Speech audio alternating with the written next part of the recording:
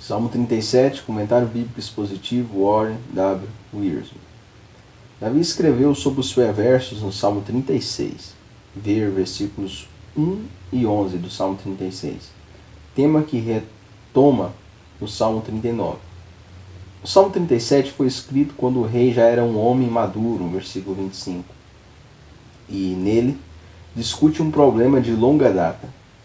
Por que os justos sofrem, enquanto os perversos parecem prosperar?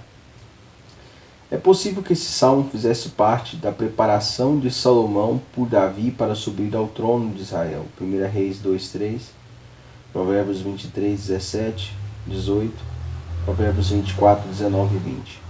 Os ateus e agnósticos sinceros não precisam tratar desse problema, pois sua filosofia relativista não lhes permite usar termos como bom, mal, justo e perverso.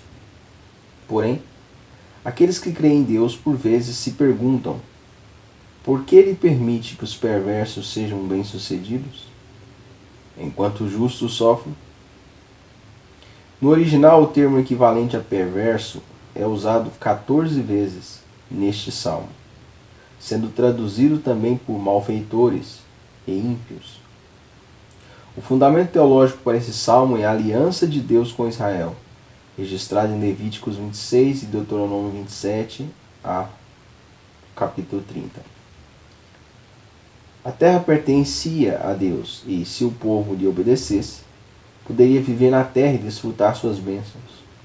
Porém, se Israel desobedecesse ao Senhor, primeiro ele os disciplinaria na terra, invasões secas e escassez de alimentos. E se persistissem em sua desobediência, ele os levaria para fora da terra, cativeiro, ver Deuteronômio 11 e Deuteronômio 38, 28, Levítico 26, do 3 ao 10. A impressão, porém, era a de que os inimigos estavam prosperando e Deus não tomava providência alguma, ver Jeremias 12. Os justos podiam indignar-se com esse problema, versículo 1, 7 e 8. Deixar a terra, versículo 3, ou continuar sendo fiéis e crendo que o Senhor cumpriu sua palavra, versículos 3, 5, 7, 34 e 39. Como muitos cristãos maduros que já passaram por um bocado de sofrimento, Davi escolheu ver a situação de maneira mais ampla e avaliou aquilo que era mais imediato e passageiro à luz do que era final e eterno. Incentivou Salomão e o povo a crer nas promessas de Deus e a esperar nele. Neste salmo, Davi apresenta 4 garantias que servem de encorajamento para o cristão que questiona o modo de Deus governar seu mundo. Ver Salmos 49 e Salmo 73. Primeiro, o Senhor é confiável. Salmos 37, do 1 ao 11. Davi apresenta uma instrução negativa expressa em 3 imperativos: não te indignes, não te irrites e não te impacientes. Não seja impaciente. Versículo 1, 7, 8, respectivamente. E 4 instruções positivas: confia no Senhor, versículo 3, agrada-te do Senhor, versículo 4, entrega o teu caminho ao Senhor, versículos 5 e 6, e descansa no Senhor, versículo 7. Primeiro, não te indignes, versículo 1 e 2. O termo traduzido por indignar-se significa arder, acalorar. A mensagem de Davi é: esfriem a cabeça, mantenha a calma. Quando vemos o mal no mundo, devemos sentir uma ira santa contra o pecado, Efésios 4, 26. Mas invejar os perversos causa apenas exasperação, e esta, por sua vez, desperta a ira, versículo 8. De acordo com sua argumentação, os inimigos são temporários e um dia desaparecerão, versículo 9, 22, 28, 34 e 38. São como a erva que murcha ou é cortada e queimada. No Oriente, a vegetação logo depois das estações da chuva é abundante, mas desaparece rapidamente quando o ar perde sua umidade.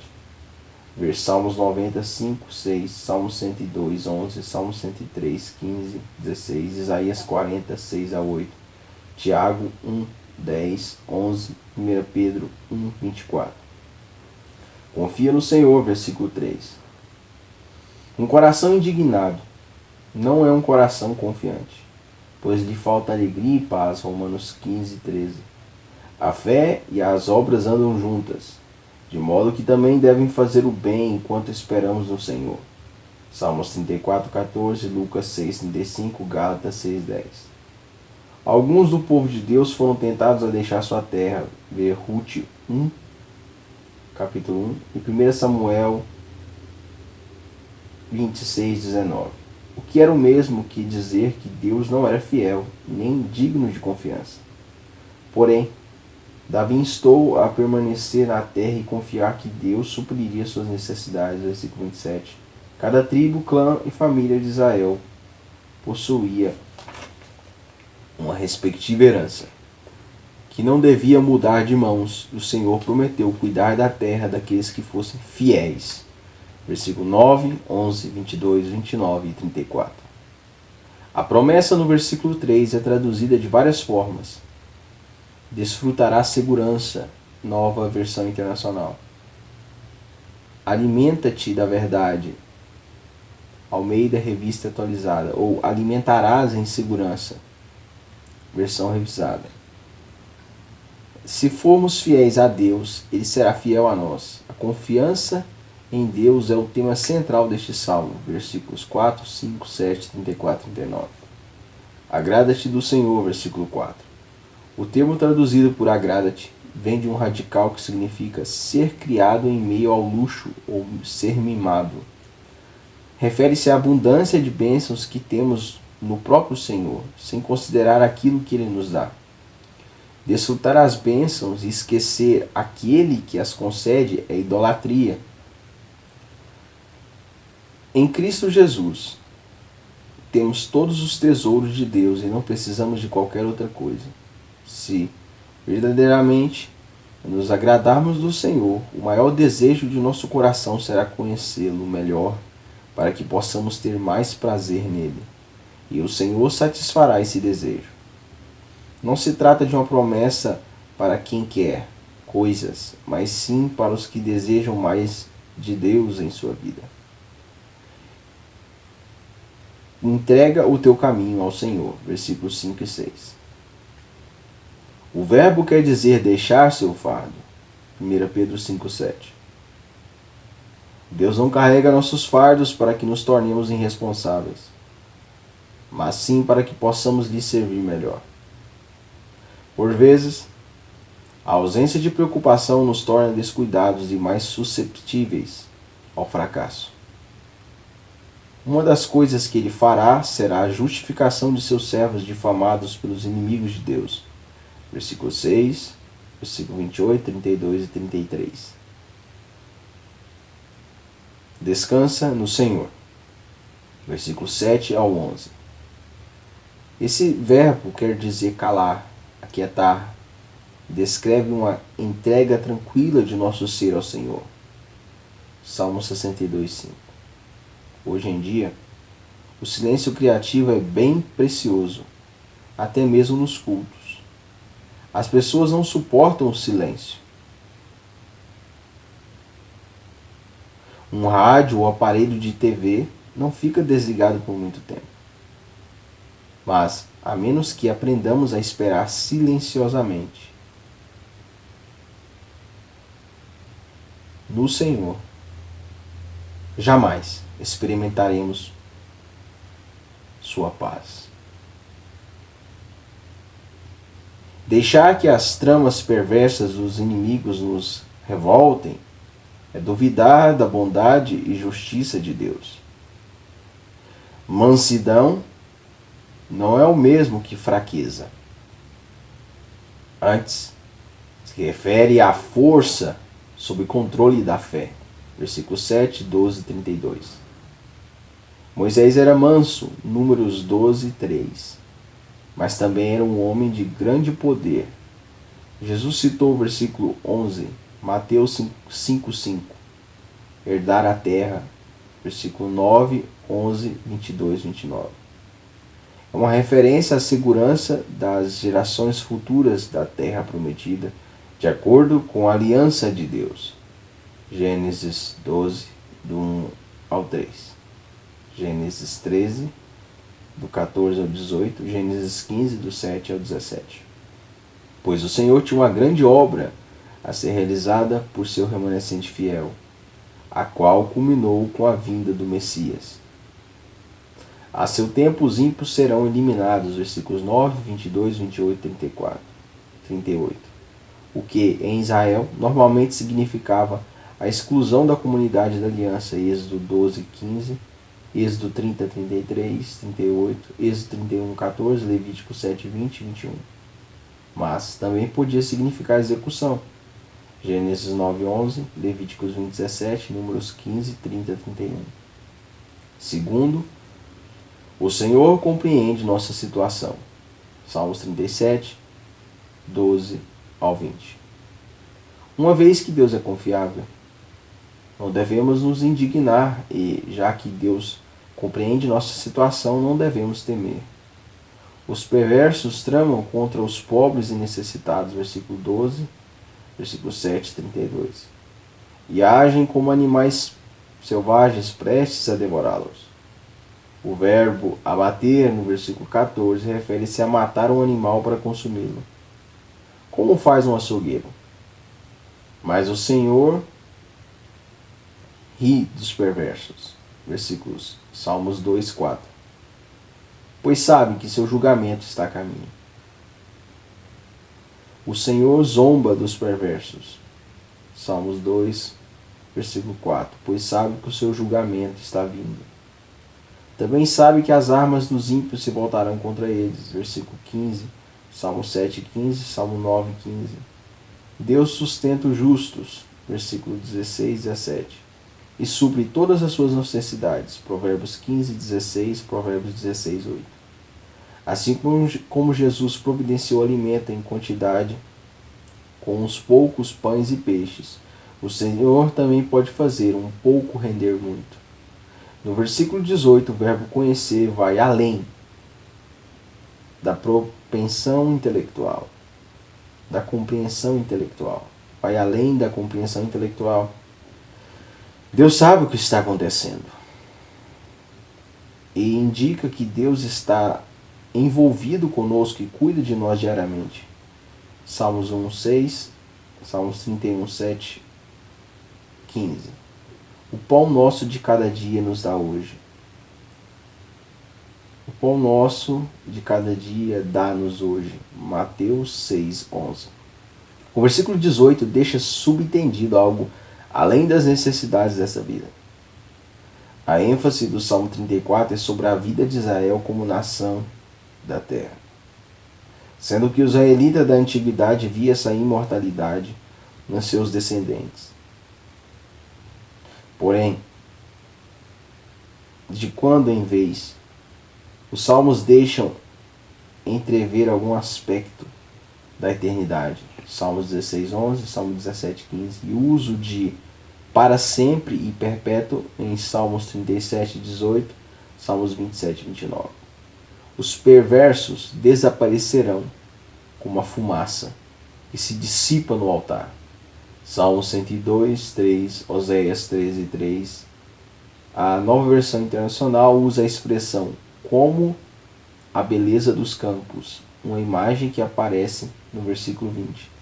Se o castigo dos perversos vai muito além do sofrimento e da morte nessa vida, acaso o mesmo não se aplica às bênçãos concedidas aos justos? Terceiro, o Senhor abençoa seu povo. Salmo 37, 21 e 31. Em primeiro lugar, Ele os abençoa com provisão, suprindo suas necessidades diárias. Versículo 21 e 22. Os perversos podem ser bem-sucedidos por algum tempo, mas acabam tendo de fazer empréstimos para conseguir sobreviver. Os justos, por sua vez, têm tudo de que precisam e podem emprestar a outros. Deuteronômio 15, 6, Deuteronômio 28, 12, 44. Não se trata de uma promessa para todos os cristãos. A todo tempo, em todos os lugares, pois muitos cristãos morreram em meio à pobreza e à fome. Assim como as declarações no livro de Provérbios, essa é uma generalização que vale para tantos casos que podemos aplicá-la à vida de modo geral. Deus não apenas supre as necessidades, como também dá proteção, versículo 23, 20 e 24. Firmar significa amparar, estabelecer, Salmo 119, 133. E, quando os cristãos tropeçam, Deus os ergue e ajuda a recompensar a caminhada. Ele pode nos guardar de tropeçar, Judas 1, 24. E nos restaurar quando nos tropeçamos. Isso porque o Pai se deleita com seus filhos e deseja vê-los aprender a andar. Com as bênçãos de provisão e de proteção, o Senhor abençoa seu povo com sua presença, versículos 25 e 26. Como um homem maduro e temente a Deus, Davi testemunhou da fidelidade do Senhor a ele e a seus descendentes. Deus não apenas supriu todas as suas necessidades, mas também deu o suficiente para que Davi pudesse dividir com os outros, Lucas 6,38. Quando oramos pedindo o pão de cada dia, Mateus 6,11, o Senhor responde. Deus também abençoa seu povo capacitando-o a viver em obediência, versículo 27 ao 29. O que significa retidão em seu caráter e justiça em sua conduta? A bênção de Deus sobre os justos tem continuidade na vida de seus descendentes, mas os descendentes dos ímpios são destruídos. Infelizmente, os pecados dos pais que não temem ao Senhor exercem influência negativa sobre os filhos, levando-os a desobedecer a Deus e tornando necessário que o Senhor também os discipline. Por isso, Deus abençoa os justos com a sua palavra, versículos 30 e 31. A palavra de Deus no coração é o segredo de uma vida de santidade. Salmos 1, do versículo 1 ao 3, Salmos 48, Salmos 119, 9 ao 16, Deuteronômio 6, 6. Quarto, o Senhor julga os perversos. Salmo 37, 32 a 40. Três imagens são usadas para ilustrar o julgamento sobre aqueles que o rejeitam e que se rebelam contra a sua lei. O julgamento no tribunal, versículos 32 ao 34. A árvore, versículos 35 e 36. E o livramento, versículos 37 ao 40. Os perversos observavam os justos e procuravam encontrar algum motivo para acusá-los. Apesar da integridade de Davi e da sabedoria de Salomão, o sistema judiciário de Israel deixava muito a desejar em termos de eficiência, e era fácil os ricos oprimirem os pobres e tirarem deles o pouco que possuíam. Amós 2, 4 a 8, Amós 4, do 1 ao 3. Porém, o Senhor é o juiz supremo e sabe como livrar os justos das testemunhas mentirosas e dos juízes que receberam subornos. O justo é descrito como uma árvore com muitos frutos. Salmos 1, 3. E o perverso como um arbusto ou árvore exuberante, prepotente a expandir-se, plantada em um solo nativo em que as raízes podem aprofundar-se. Versículo 35 e 36. Não apenas a árvore morre e cai, como também não deixa vestígio algum de ter existido. Deus fará o mesmo com os perversos, para que parecem bem-sucedidos e duradouros, mas que estão destinados ao julgamento. O Senhor não apenas julga os ímpios, como também livra os justos de suas garras. Versículo 37 ao 40. A questão mais importante não é o que as pessoas ostentam possuem, mas sim o fim que têm. Provérbios 5, 4, Provérbios 14, 12, 13, Provérbios 16, 25, Provérbios 24, 20. O homem de paz terá posteridade. A descendência dos ímpios será exterminada. Versículos 37 e 38. Alguns acreditam que se trata de uma referência às gerações posteriores, o que certamente pode estar incluído nessa declaração, mas sem dúvida. Ela descreve o destino final dos ímpios e o destino final dos justos.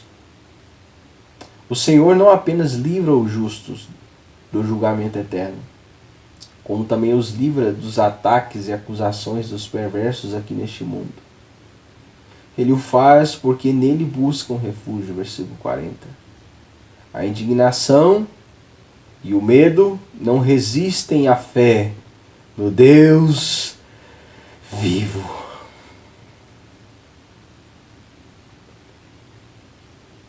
A indignação e o medo não resistem à fé no Deus vivo.